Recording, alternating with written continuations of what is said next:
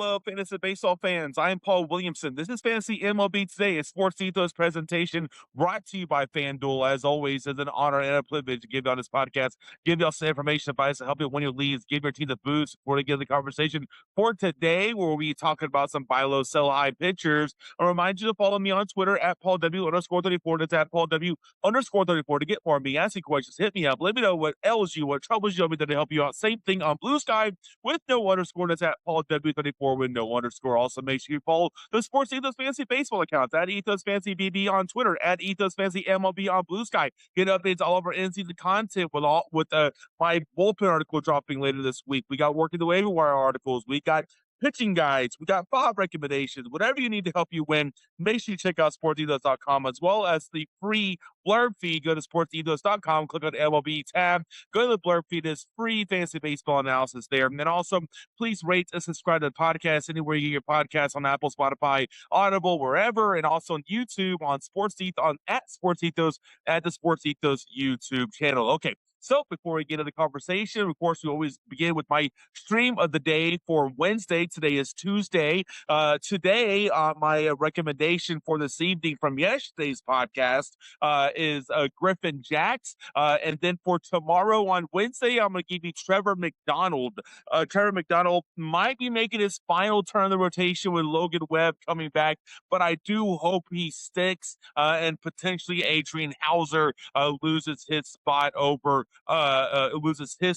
and McDonald continues to turn out good outings. His last outing was a poor one, yes, against the White Sox, but before that, he had been rocking and rolling from the end of last year to the beginning of this year since his call-up. He's done really well. That one poor start, we'll throw it out the window. His FIP is 342. His XFIP is 289, and I believe the XFIP because of a 4.6% barrel and a 62% ground ball rate, meaning that I do not believe the inflated home run to fly ball ratio that leads to a low FIP, XFIP at least.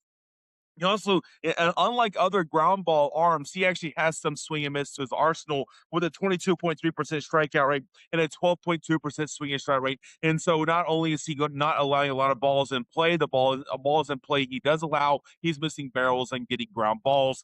He's going up against the Arizona Diamondbacks, against righties at home, have a very middling 102 WRC plus, a very middling 143 ISO. And so I do see the Diamondbacks are an offense you can target against for streaming purposes. And Trevor McDonald is definitely good enough to take them down. So I'm going with McDonald for tomorrow. And then today's prop bet of the day on FanDuel is Cade Cavalli, 6+ strikeouts at plus 154. That's right, plus 154 on 6+ strikeouts. He's gotten 17 strikeouts his last two outings. Over his last 6 starts, he has a 28.8% strikeout rate with a 12.2% swing and strike rate.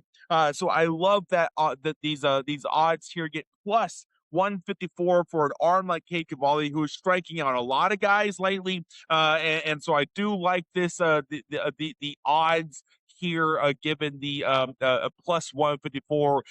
Since I didn't give you one yesterday, I'll throw another one out at you. It's going to be Spencer Strider going with a plus 118 on the over 6.5 strikeouts against a Red Sox offense that is currently 13th in strikeout rate against righties at home over the last 30 days with a 22.3% strikeout rate themselves. And Spencer Strider, like I've said multiple times, is a great strikeout arm. I do question the ratios, but he's still someone's going to get a lot of strikeouts over 6.5 at plus 118. Man, anytime you get that plus odds there for a good strikeout arm like Strider, you got to roll with it. And then Cade Cavalli is a guy who is my number one prop bet, mainly because that plus 154 is a very enticing number. All right, so let's get into some news and notes that have happened over the last 24 hours at the end of the podcast yesterday. Get into some of the game action from yesterday before I get into my buy low, sell high conversation for starting pitchers. First, let's begin with some news that dropped very soon before the podcast started. First, we learned Logan Henderson's going on the injury list for those back issues. I talked about Logan Henderson on yesterday's podcast on the weekend update. Anytime the manager said there is reason for concern, then it's not good news, and it ends up not being good news. He's now on the injured list. He is going to, the report is from Kurt Hogg, is a mid-June return. So hopefully that sticks. That means he's going to miss just a little over the minimum amount of time on the injured list. He is a stronghold right now. Talked a lot about how well Henderson's been pitching lately, showing that last year's cup of coffee was not a fluke. He's performing very well, definitely well enough to stay on all fantasy rosters while he heals up, especially considering it looks like to be a short IL stint. Garrett Crochet is getting an inning of live batting practice in. Tim Healy of the Boston Globe reports that is likely going to have multiple live batting practices at sim games before he makes his return. There's currently no word of if he's going to have a rehab assignment or not. It looks like he might be able to get away with just doing a bunch of live batting practices, a bunch of up downs to get himself ready for game action again. So keep an eye on that. Expect Garrett Crochet back sometime in the month of June, hopefully in early June, but we don't know for sure yet. And when he comes back, he's going to create a rotation crunch for the Red Sox. Brian Bayo, who had been struggling a lot lately, has had three solid outings over the last four starts. Connolly Early and Peyton Tolley have been pitching well. Sonny Gray, of course, is not coming out of the rotation, and Garrett Crochet is going to get his spot. So the question is going to be: is whose spot will Crochet take? I hope, for fantasy purposes, he takes Brian Bayo's spot. But if Bayo continues to have these outings where he's limiting damage and limiting earned runs, the Red Sox seem to prefer him over Tolley and Early. Unfortunately, I think it would spell the end of Tolley's run in the rotation. But hopefully I'm wrong. Hopefully they move Brian Bayo to a long relief role, which is where I think he should be, especially from a fantasy perspective, at least. That's the ideal situation because Brian Bale's not much of a fantasy arm because he's not much of a strikeout arm. He's a guy who can rely on getting soft contact and ground balls, get out of innings, and not strike out a whole lot of people. And so hopefully that's how it is. But of course, the Red Sox don't care about your fantasy teams. They put a lot of money and effort and time into Brian Bayo. They seem to like him a lot. And so I got a feeling he sticks and it's going to be Tolley. He's going to get the snub here, but of course we'll have to wait and see. Tariq Skubal continues on his warpath back to the majors after his nanoscope surgery to remove the single loose body from his elbow. He's already up to 39 pitches of a bullpen and 2 2/3 innings of a sim game. You love to see that. He is on the warpath, man. So he got to around 20 pitches last time, 39 pitches this time. Next time out, you're probably looking at about 45 to 50 pitches, at least, if not more. And then eventually you might see him get to and eventually we're going to see him probably back here after about three or four of these outings, maybe one rehab outing before he returns. That 6-week timeline that a lot of people scoffed and laughed at, looking like it's going to happen. So he is on that trend. My guess is, hopefully back within a month. We'll see. But it certainly does look good so far for Scooble. Brandon Woodruff is scheduled for 4 up and down bullpen himself. 60 pitches is the goal. That means that he's pretty close to returning. If he can get the 60 pitches in this next live bullpen session, then who knows if he returns. With Logan Henderson going down, it's going to create a little bit more of an urgency for the Brewers. They do have Robert Gasser, who might make a spot start here. But, with Brandon Woodruff would obviously be the preferred guy. I think he's going to need at least one more of these either sim games or rehab assignment before they put him in. But with Henderson going down, it does create a need, and there is now an open spot. We'll see what the Brewers do. There is a world in which he makes his next outing is with the Major League Ball Club, because if he does get the 60 pitches this time out with no setbacks, then you know what, they might go ahead and throw him out there, because if he's at 60 pitches now, that means he can make 70 to 75 pitches in an outing next time out. So obviously keep an eye on the situation, but things are looking pretty solid so far with Brandon Woodruff in terms of fantasy. We'll love to see him get that swing and miss back. Right now, that swing and strike rate so far this season is down to just 10.8%. It's only above 12%. That has led to a 20.8% strikeout rate, which is much lower than what we're used to seeing from Brandon Woodruff. But this also could just be life for Woodruff now. with a different pitch mix where you relies a little more on the cutter. And so maybe the swing and strike rate and these strikeouts aren't going to be what they once were, but he should be able to limit damage enough and get return solid enough ratios to go with a decent enough strikeout rate to be more than fantasy viable. But hopefully he can get that swing and miss back. So definitely keep an eye on that whenever he returns. All right. Let's talk about the Bryce Miller, Luis Castillo piggyback situation. Because last night, Luis Castillo was wheeling and dealing. And just like the previous time when Bryce Miller had a no hitter going into the sixth inning, and they still pulled him. Luis Castillo last night went 4 innings, allowed just 2 hits, with 6 strikeouts and 2 walks. And he had 12 whiffs, the 44% whiff rate, a 40% CSW, but after 4 innings, they pulled him. He's currently 66% roster in Yahoo. I think that's way too high. I would be dropping Luis Castillo in my 12-team leagues because he's just not going to get the volume right now to warrant a spot on your roster. He might be a deep league stash to see where things go, to see if an injury happens, but it's hard for me to roster him right now. Same thing with Bryce Miller.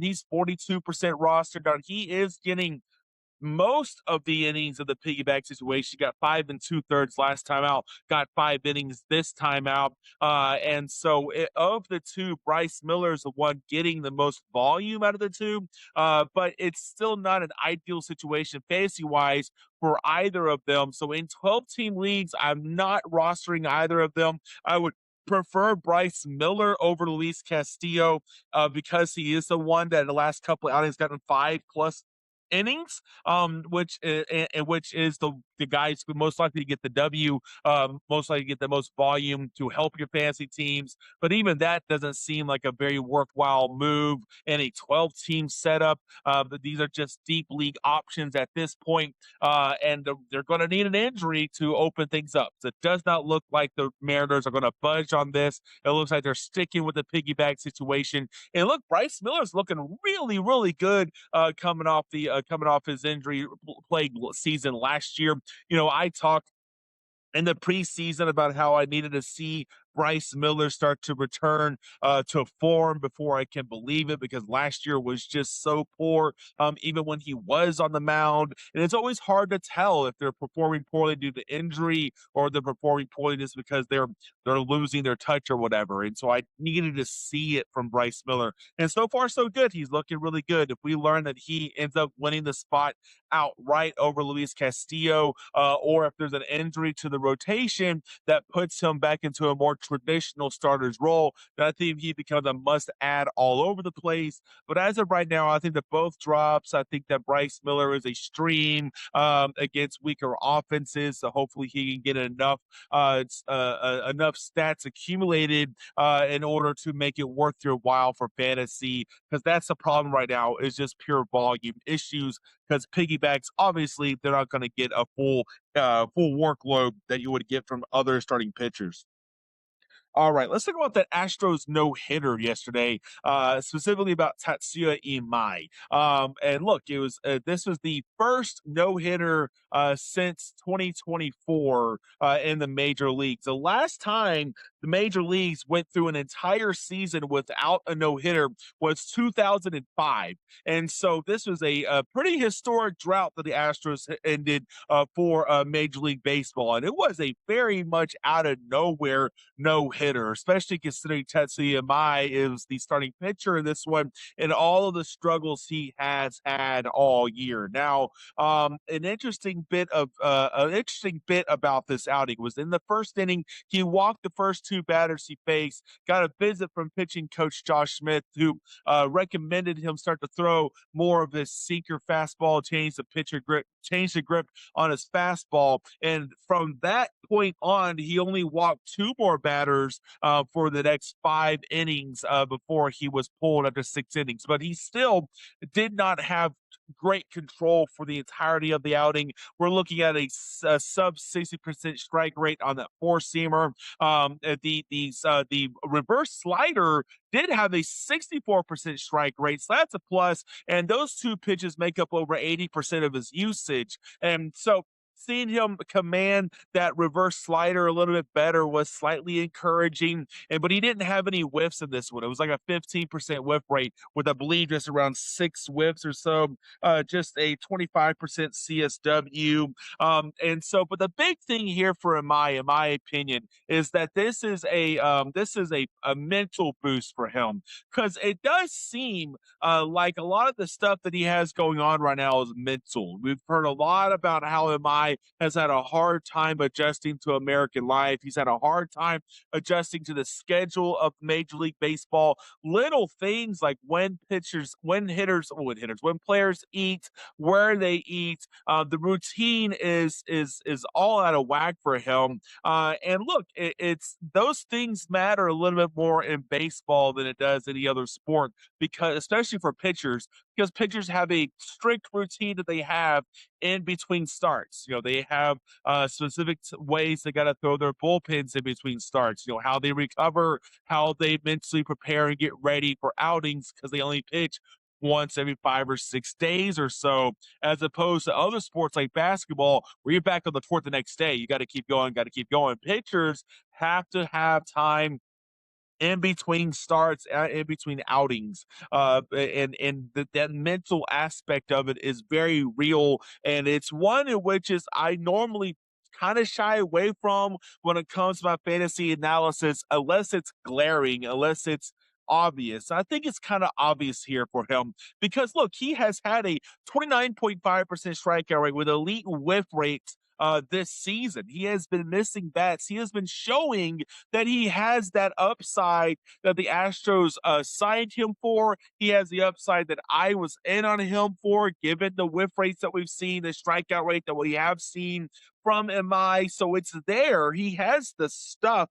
It's all mental now. It's all in his head. It's all, can he just attack the zone? That's what you keep hearing from the Astros when it comes to MI. Just trust the stuff, attack the zone. And given his whiff rates to this point, I do believe that a good fantasy arm is still in there. And hopefully this type of outing, while the underlying metrics weren't all that great, it can really be a nice mental boost for him to say, hey, you got 6 no-hit innings. You're part of the first no-hitter in the major league since 2024, breaking a historic streak. These things can really add to a player's confidence. Hopefully now Mike can start to attack the zone, be a little more confident moving forward, and trusting the fact that he has really good stuff, trusting that he has the ability to be the kind of starting pitcher we know he can be.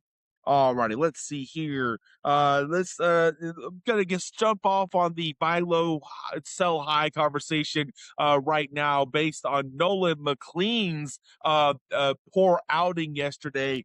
He is on a bit of a buy low stretch right now. He's had 2 straight really poor outings in which we've seen his ERA jump from 2.92 up to 4.40 after 2 poor outings. The whip is still a nice 1.09. But over his last 2 outings, he's thrown 9 innings with 13 earned runs, with 4 walks to just 11 strikeouts. But look, the whiffs are still there. The stuff is still there. The velocity is still there. The elite spin on his arsenal is still there. I don't think there's anything underlying wrong with McLean. Things like this just happen to pitchers. There's going to be a little rough spots. Now, you might get a manager who might be panicking a little bit because this is a young, inexperienced arm, and there's always a fear that there's going to be an extended stretch of struggles for them.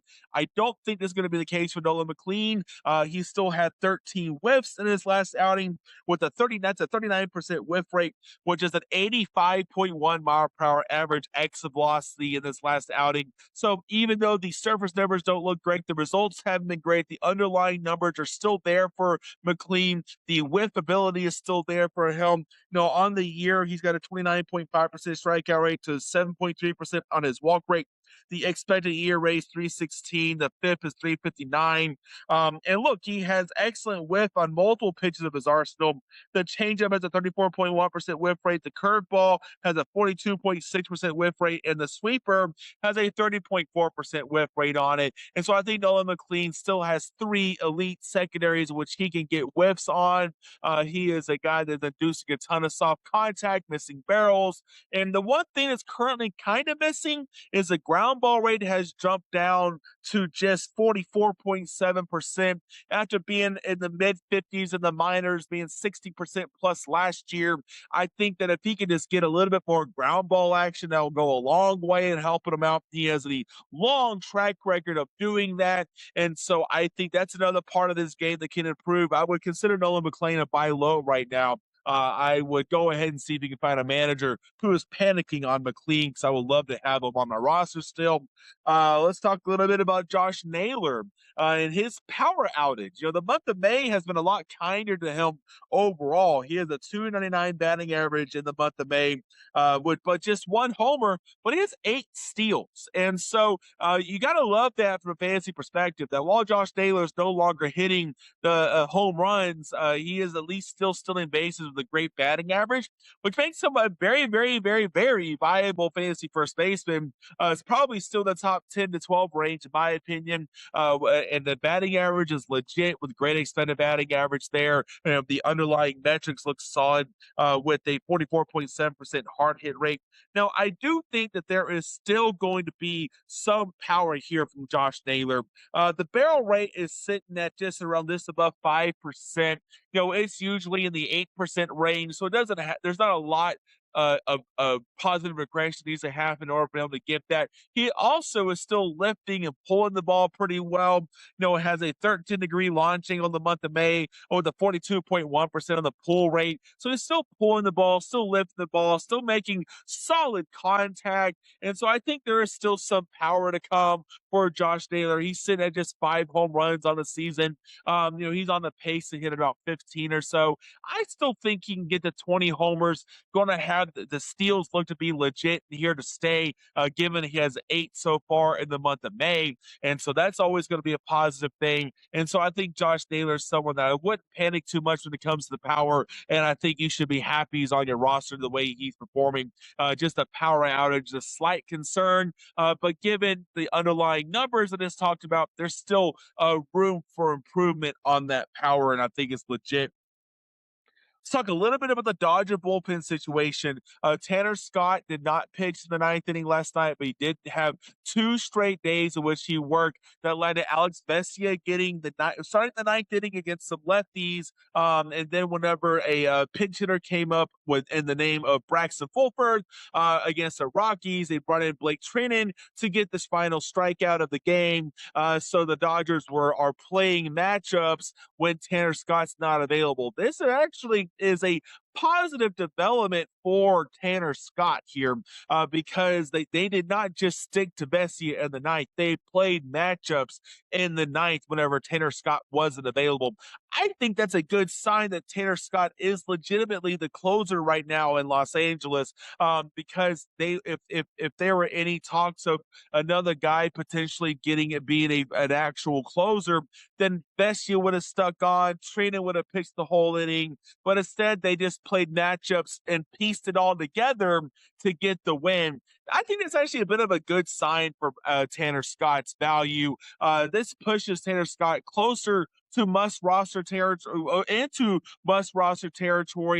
for saves leagues. Alex Vesia is now down into a deeper league stream with a chance that he might still see a 9th here and there. But I was a little afraid that Tanner Scott would get spelled a little bit too much. Tanner Scott would get would lose out to matchups sometimes, but that just hasn't been the case. The only time the Dodgers have played matchups with the 9th is when Tanner Scott wasn't available, and so I think that's great news for Tanner Scott's overall fantasy value.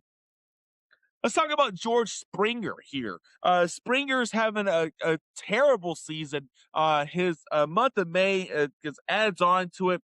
with a 184, 253, 342 on the slash. The strikeout rate, though, has improved this month back to 18%. It was over 20% in the year to date. The exit velocities are not very good. 87 mile per hour exit velocity, 33% on the hard hit rate. But look, and the bat speed is down a little bit. So the bat speed last year was around 73 mile per hour with a 40% fast swing rate. Now we're looking at around a 72 mile per hour bat speed with a fast swing rate in the mid 20s. But look, while that decline in bat speed is slightly concerning, it's not like a major drop off, right? It's not like we're seeing it drop down below 71 miles per hour. We're not seeing that fast swing rate drop down to like sub 15%, sub 10%. We're still seeing pretty solid bat speed numbers, a pretty solid fast swing rate, which makes me think that the hard hit metrics will eventually come around for George Springer. We still, the 8% barrel rate in the month of May is very encouraging. Last year, let's see here. But the big thing here with George Springer is the batted ball metrics. The line drive rate is all the way down to 11%, is 10% in the month of May, with a 43% ground ball, 44% on the fly ball. I want to see him get a little more line drive action here. Right now, it seems to be ground ball or fly ball, and a ground ball or fly ball. And there needs to be some more line drives mixed into there. Find the gap a little bit more.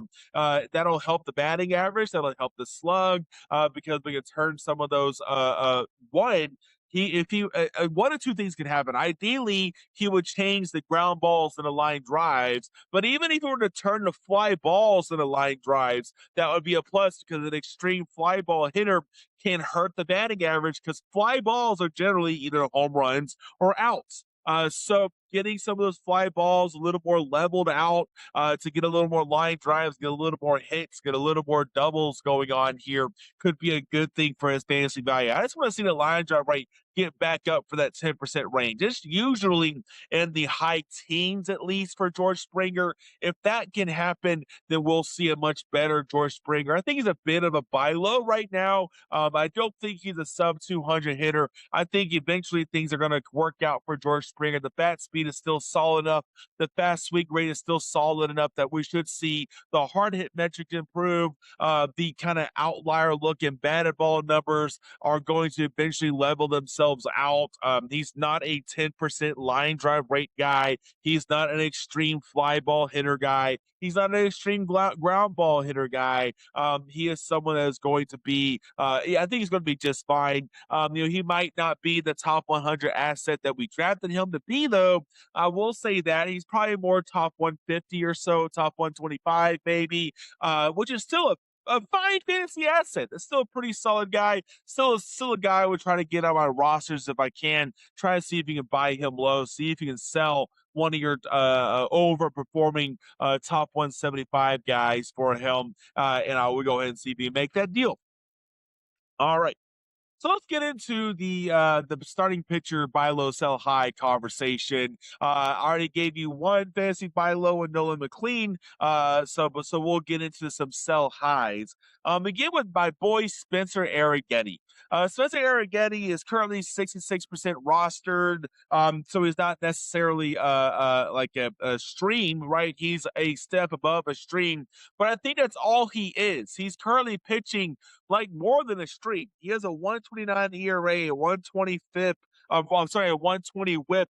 He's 5-1 in the over his last 6 outings, and so he got a lot of wins at great ratios. And so see if you can find a manager who might see that and think, okay, well, Spencer Arrighetti is like realizing his potential or something like that. I don't think that's the case. I don't think Spencer Arrighetti is that kind of dude right now. I think he's just a streamer. Right now, the strikeout to walks are not great. 20.4% on the strikeout, 14.2 on the walks. Who's still issuing a ton of walks. The Sierra is 5.04. The bat BIP he's allowing is 217. That's eventually going to go up. He is inducing soft contact with a 5.4 on the barrel and a 30.1 on the hard hit.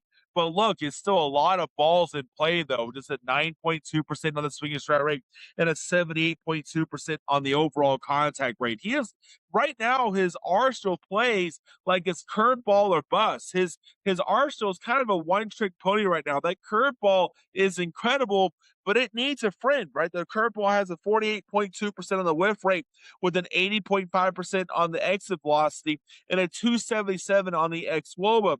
You eventually would like to see the sweeper get back to where it was in years past. It currently only has a 22% on the whiff rate, and it was 38 to 42% over the last couple of seasons. The sub plus on the sweeper has gone down to just 96, and so you want to see those things correct. That's the problem right now with Spencer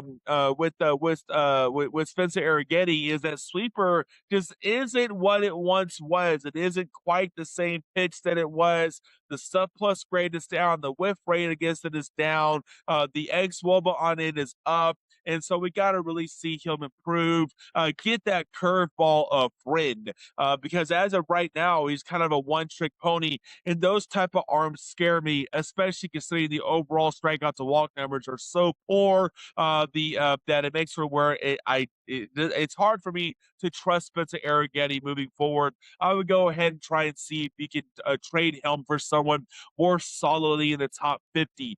Maybe you can try and get someone like I would rather have Joey Cantillo on my roster than Spencer Arrighetti. I would try and see if maybe you can swap him out for Bryce Elder, who's performing very well right now, who a manager just might not trust. I think I trust Bryce Elder a little bit more than Spencer Arrighetti rest of season.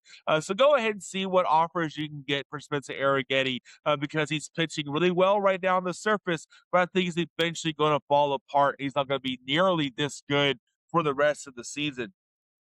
Let's see here.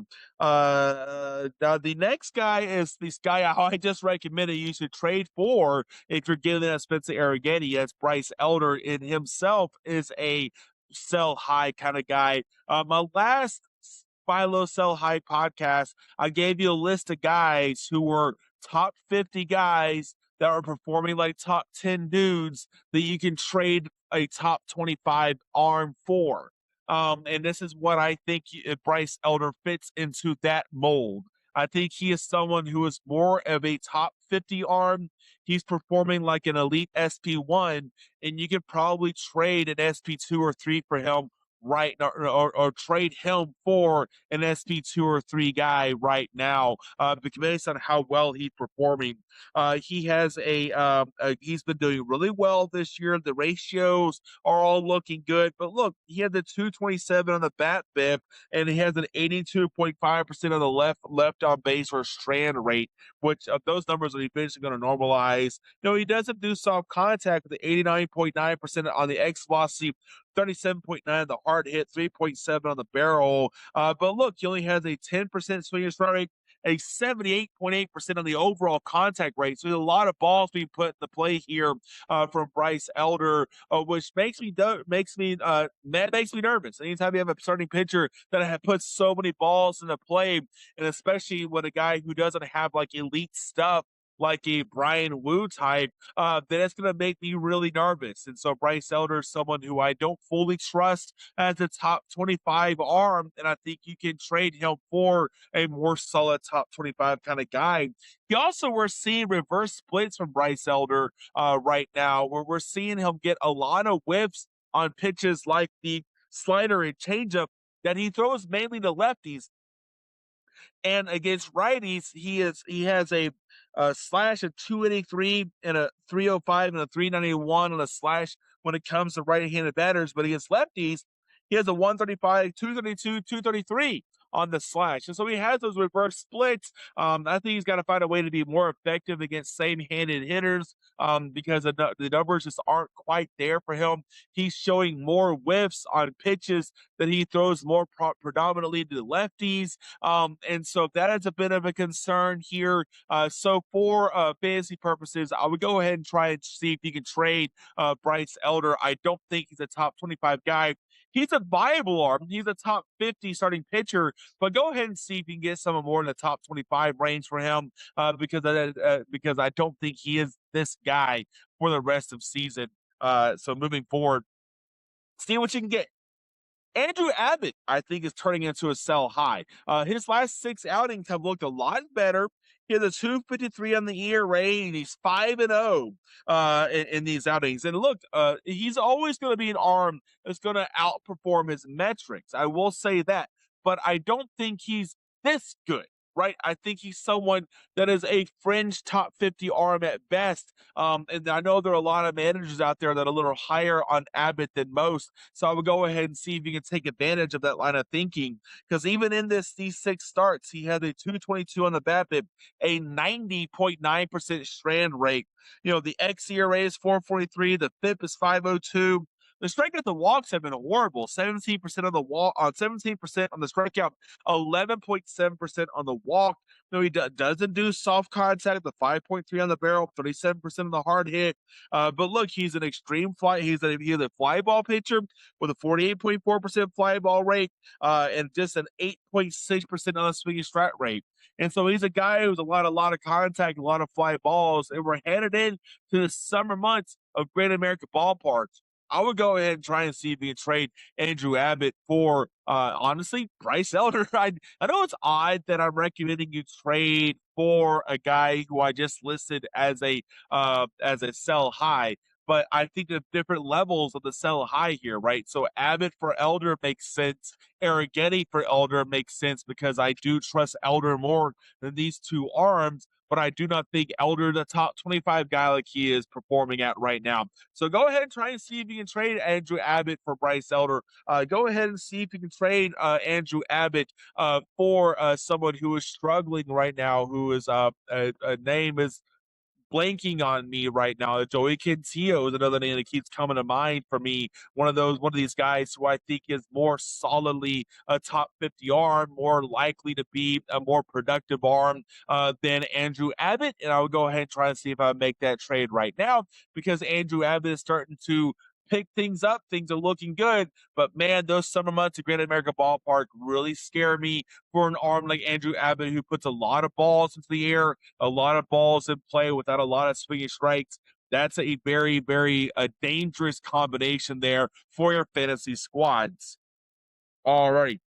I'm going to give you a quick list of head-to-head sell highs. These are guys that I think if you're in a head-to-head league that have playoffs coming up, I would consider selling these guys now because come playoff time, they might not be very useful to you for various reasons. A lot of these guys are young arms that are likely to be protected toward the end. Now, a lot of these, now this could be in the form of them having starts pushed back. So an arm might be starting on Monday. You think, oh, 2-start week. When we get into the weekend and the start gets pushed back, and he doesn't have a 2-start week, or these pitchers might see their starts limited toward the end of the year because they're trying to preserve the arm, right? So we get into a situation where a pitcher gets into 5 innings, has 60 to 70 pitches, he probably could move forward, but because they're trying to limit the workload, because they're trying to limit the injury risk, he'll get pulled early, so the volume gets cut back. Now, and then this will hurt your head-to-head leagues because you might go into the playoffs because you have these elite arms on your squad who have been doing work for you up until that point. But come playoff time, teams are going to start limiting the workload of some of these guys, and they're going to be a detriment to your head-to-head squads. So I would go ahead and try and see if you can approach a manager who might be middling of the pack of their standings and fighting for a playoff spot. Your head-to-head team might be doing really well, and so you can afford to trade high value in the short term to get better value for your playoff run. And remember, that's where you win your league, literally, is in the playoffs. Now, this is more for head-to-heads than it is for roto leagues, because in roto leagues, it doesn't matter when or where the stats come. As long as the stats keep coming, you're going to be okay. It doesn't matter if the start gets pushed back or when the starts happen. In head-to-heads, it matters a lot more because you're going week to week to week. And any given week, when these arms come playoff time, might become limited. The first one on the list is Chase Burns of the Reds.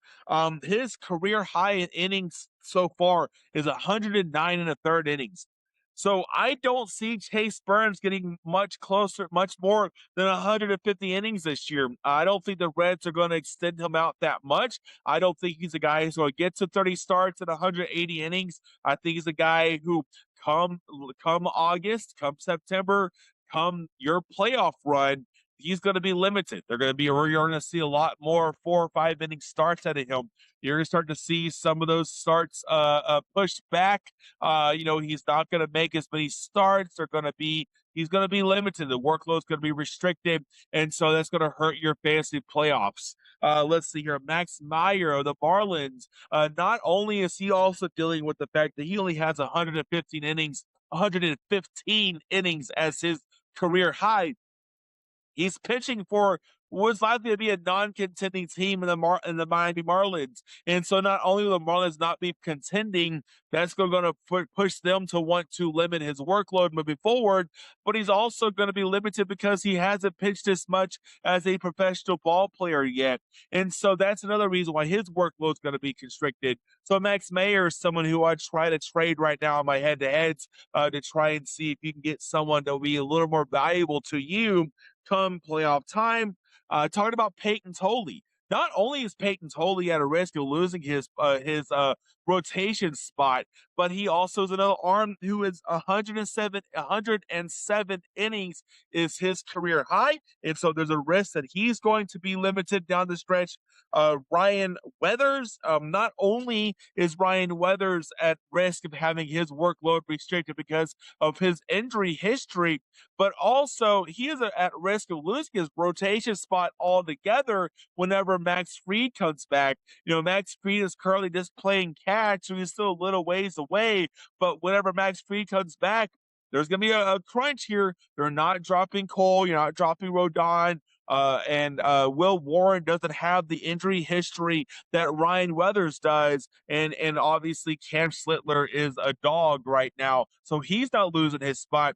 That leaves Ryan Weathers as the guy who might lose his rotation spot when Max Fried returns. And even if he doesn't lose his rotation spot, that injury history, that injury risk means that the Yankees are going to limit his workload down the stretch. And that's really going to hamper his value come playoff time and those head-to-head matchups. Emmett Sheehan is another guy who I'll be looking to sell high in my head-to-heads because they currently have guys like Blake Snell and Tyler Glasnow who are on the injured list who will need to make room for them in the rotation when they return. And Emmett Sheehan it just doesn't seem to be favored by the Dodgers. Remember last year, he was pitching so well, but he was the guy they pulled out of the rotation or limited the workload whenever they had new arms join the team. And so Emmett Sheehan is someone who I would fear down the stretch come August and September when the Dodgers are pushing for the playoffs. They're going to limit Sheehan and give Snell and Glasnow more innings down the stretch to help them secure their playoff position. And we've said this in the podcast a lot. The Dodgers are playing for the playoffs. So come stretch time, come the end of the year when games matter a lot more, this is when you're going to see the Dodgers start to deploy their big dogs a little bit more aggressively toward the end of the year for them to lock up their rotation spot. And so that's going to be a critical thing to watch here for Emmett Sheehan. I do fear that come playoff time, he's going to be a little more restricted if the Dodgers have a fully healthy staff, and he is someone that might lose out on his spot. And also, his injury history also dictates that there will be some restrictions down the stretch as well. So even with the Dodgers, even if the Dodgers do change the way they view Sheehan and they start to view Sheehan more of an integral part of their process, whenever they add guys like Snell and Glasnow to Yamamoto and the way Robleski is pitching, the way Roki Sasaki is kind of starting to turn things around, I do fear what Sheehan's workload will look like come fantasy playoff time. So definitely keep an eye out on that. I would try and trade him right now in those head-to-heads. So not only did I give you Nolan McLean, I'm going to give you a couple more buy low arms to round out the podcast. The first one is Brian Wu. Brian Wu, man, the surface numbers don't look great, especially in the month of May. We're looking at a 4.89 on the ERA here. But look, there are a lot of things to like about Brian Wu. Strikeout the walk numbers look good as usual. 24.5 on the strikeout, 5.9 on the walk. Still inducing a ton of chase with a 39.3% outside swing rate.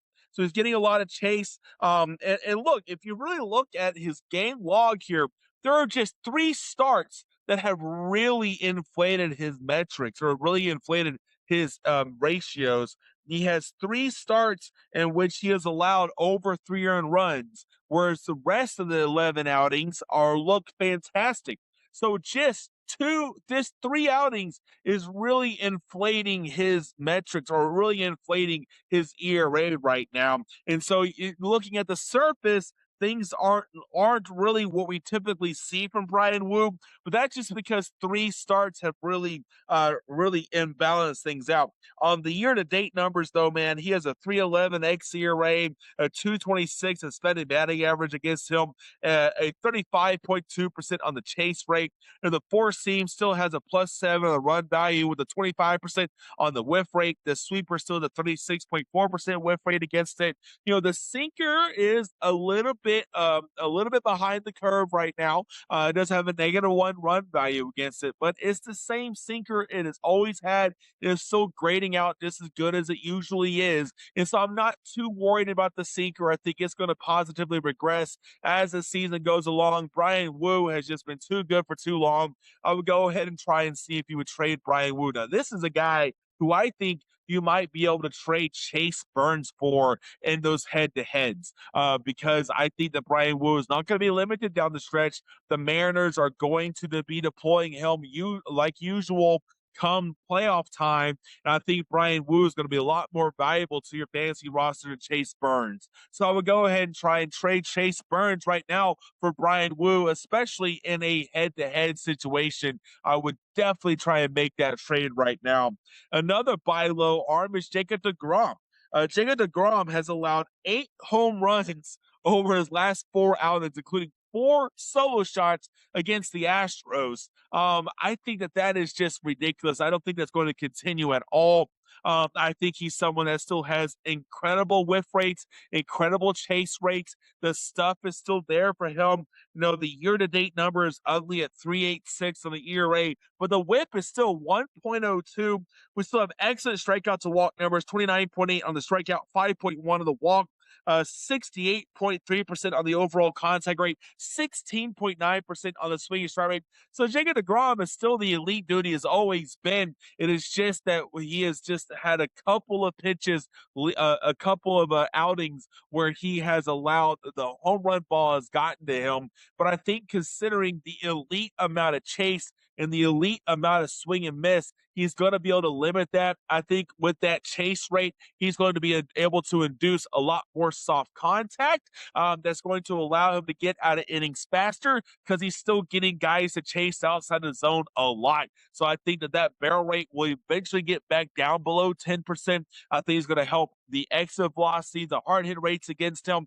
Those numbers are going to normalize and come back down a little bit. There's the thing with a guy like deGrom is that the barrel rates, the hard hit rates might still be in the 9 to 10% range. The hard hit rates might remain in the mid 40s range. But when you have the amount of chase and whiff that he has in his arsenal, that is going to be incredible for him to be able to get out of innings quicker and be a little more efficient. I think that he is what you want Spencer Strider to be, right? You want Spencer Strider to be like deGrom and induce more soft contact. But I think deGrom, one, has a much longer track record than Strider at inducing that soft contact at his chase rates leading to better results than Spencer Strider to go with the elite strikeouts. So I think Jacob deGrom is what you want Spencer Strider to beat, and I think that Jacob DeGrom will eventually see his ERA normalize to the low threes. I think we're gonna see he already has great whip. He already has elite swing and miss, strike rates, and I think he is someone that should be treated like an SP1. But I don't. But I do wonder if the owner that has him or the manager that has him on his roster might be panicking. Go ahead and see what the price is on the Grom, because I would still consider him a top 12 starting pitcher for fantasy. I would still consider him one of the best arms, and I will see what offer you can make to get him on your roster. I would try it and see what happens. Already up that brings the end of the podcast. As always, it is an honor and a privilege to give y'all this podcast, give y'all some information, advice, help you win your leagues, give your teams a boost. As always, make sure you follow me on Twitter at PaulW_34. Follow me on Bluesky with no underscore at PaulW34. Ask me questions, hit me up. Make sure you rate and subscribe to podcasts on Audible, Spotify, Apple, wherever you get your podcasts. Also on YouTube at Sports Ethos on the Sports Ethos YouTube channel. And of course, make sure you check out sportsethos.com. Make sure you follow the Sports Ethos Fantasy Baseball accounts at Ethos Fantasy BB on Twitter, at Ethos MLB on Bluesky to get updates all of our in-season content. Know when our blurb feed pops off, and that blurb feed is free fantasy baseball analysis. Can be found at sportsethos.com under the MLB tab. All right, that brings me to the podcast. Thank you all so much for joining me. I'm Paul Williamson. This is the Fantasy MLB Today, a Sports Ethos presentation brought to you by FanDuel. Y'all have a good one.